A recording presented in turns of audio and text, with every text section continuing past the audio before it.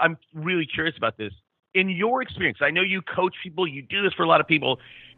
Is that a big like failure point? Is people not going back and looking at the lifetime value of a client? They just look at customer acquisition costs instead of looking at the long-term picture. I stand in front of audiences of 100 to 1,000 business owners and ask that question. How many of you know exactly what the lifetime value of a client is?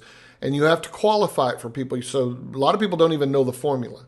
So the Right. lifetime value of an average client is this. It's what is the total average, and you can look at it in gross sales, you can look at it gross profits, you can look at other numbers, but over their lifetime, based on the average number of years that a client will stay with you. So I will give them the formula and I'll walk them through an example. Like you said, $100. I'll say, so let's say that the average client spends, $500 with you initially, and they do that twice a year. So that's $1,000, and on average they stay with you 3 years. So that's $3,000, just for example's sake. So the average client's worth $3,000. I've asked the question over and over again. I'm always surprised by the answer or by the lack of answers. Less than 20% of the audience, sometimes less than 5 or 10% of the audience.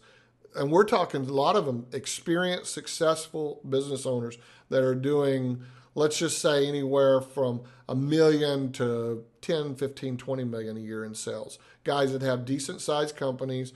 They've been building it for a few years. They've got people working for them. They're investing money in advertising, and most of them don't know what the value is. Here's the other number that very few people know, and that is what is average client costing them right now. Most people don't know that number. And the numbers are not hard to come up with. Like, you could take the amount of money you've spent in new customer, not servicing existing. So for example, if you're doing barbecues for your clients or you're mailing out a newsletter to your existing clients, take that number out of it.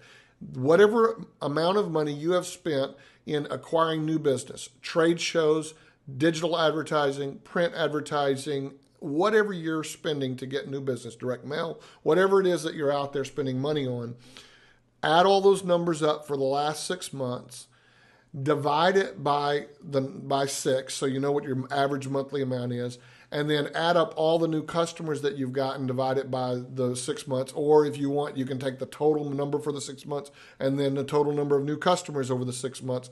That will tell you what it's costing you to get a new client. Most of the time, it's one of two things. They're surprised in both cases.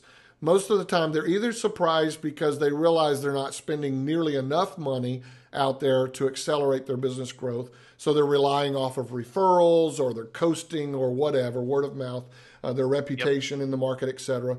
Or they find out that they're spending crazy sick amounts of money on average to get a new customer because they haven't been really investing in things that work, or tracking what works and what doesn't, and getting rid of what doesn't work. And so I've sat down with guys before and found out that the average client was worth, for example, I had one retailer one time, I sat down with him, we were talking, went over the numbers, and I was trying to convince him to do a particular campaign, which I did later. But when I was doing the numbers with him, we found out the average client was worth $2,400, and we found out that he was spending on average $400 to get a new client. And I said, think about this for just a second, Shannon. If you are already spending $400, whether you knew it or not, that means that we could go out there and spend up to that same amount of money and know that we were doing as good or better than what you're currently doing. But if you know the $2,400 number, then you could spend, as you said, if you wanted to, you could spend $2,399 and still make a profit. No one would ever want to do that. That'd be kind of a silly way to grow a business. But you would know that you could do that and still be profitable. Without knowing those numbers, you're flying blind. You absolutely don't know what you can afford to spend, and you don't know what you are spending to get a new client. One of the guys here in our team, he says all the time, no math, no money. And I believe that. I think that you absolutely have to know your math. You have to know what a client's worth. You have to know what you're currently spending. And then you have to also, some other numbers you have to know is what your conversion numbers are. So how many prospects or leads do you have to be in front of with your complete sales process? That could be a funnel. It could be taking people in a store or an office or getting them on the phone, whatever your complete sales process is. Going out, if you're a real estate agent, going out on an appointment for a listing or a buyer agent representation, whatever that might be. But whatever that sales process is, how many people do you have to put that complete sales process in front of to be able to convert one customer, one buyer?